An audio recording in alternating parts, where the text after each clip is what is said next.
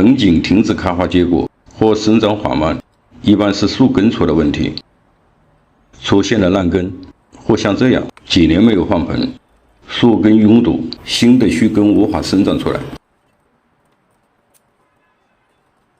这是一盆棠梨，2年没有开花了。这个树根像弹簧一样，有5年多时间没有换盆。盆景在什么情况下换盆？最好不要从时间上去区分。放盆的主要依据不是土，也不是盆，主要是根系存在的状况。树根出现拥堵或烂根，须根无法生长，吸收能力减弱，盆景自然会生长不好。像这种老树根，基本上失去了吸收能力，把它们剪短，新的须根生长出来，盆景才会恢复活力。怎样判断树根的生长状况？最简单的方法，在盆土比较干时，把整个土团提出来，就一目了然了。盆土比较松散就不要提，根系不发达，盆土不会成团。在这种情况下，最好不要放盆。盆景生长不好，很多情况是放盆造成的，尤其是生长重阳，生长不好就去放盆，刚长出来的须根被折断，哪有成活的机会？盆景有一个生长的过程，要给它充足的生长时间，想当然是养不好盆景的。底部垫上粗颗粒土，这种是风发岩，沥水透气性好，再加上一层配好的沙质土。涂完盆景，树状没毛病，不要去洗根，带一点复兴土著。盆景换盆最好在春季，秋季要依据不同的树种有选择性的换盆。盆景换盆，土要偏干，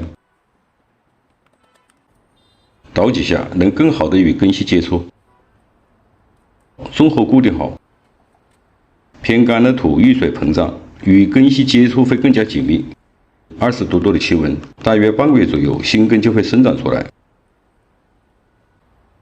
盆景换盆，休耕后必须摘叶，修剪枝条。对不落叶的树种，要摘掉大部分树叶。盆景换盆休耕，吸收能力减弱。对盆景上下同步修剪，才能维持生长平衡。这是放盆后盆景成活的关键。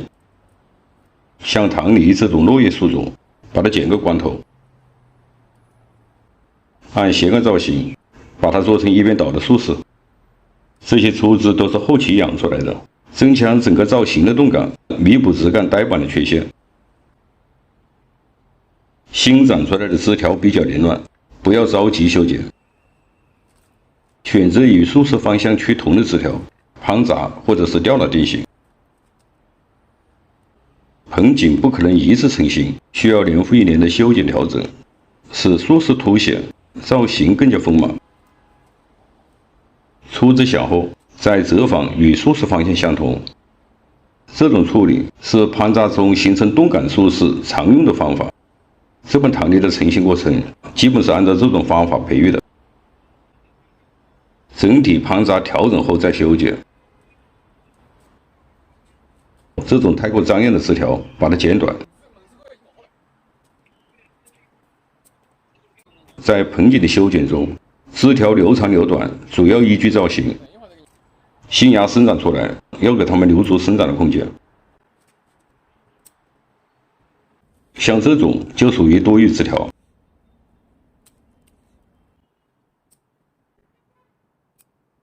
这盆棠梨是从一颗枝干桩培育出来的，根爪不是很好。像这种桩的基础进行造型，没有太多的特色，主要是靠人工去培养它。不为别的，就指望它能结几颗果，能泡杯水喝，感受一下盆景养人的滋味。我是三九龙茶，感谢您的收看，下期见。